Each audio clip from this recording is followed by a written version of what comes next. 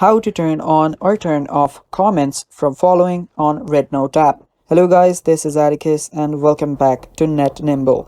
In today's video, I'll teach you guys how you can turn on and turn off comments from following on REDnote. So without any further ado, let's dive right into it. The first thing you will need to do is open up your REDnote app. Make sure that you're logged into your REDnote account.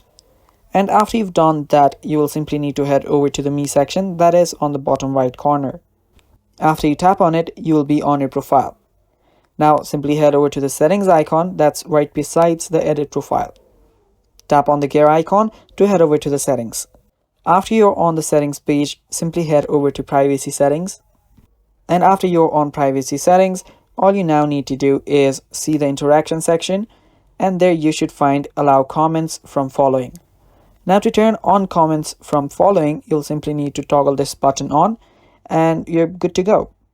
Similarly, if you want to turn it off, simply toggle this button off and now your comments from following is not allowed. And yeah, it's that simple. That is how you can turn on and turn off comments from following on your REDnote app. Thanks for watching. Do not forget to hit the like button and stay tuned for more. Bye bye.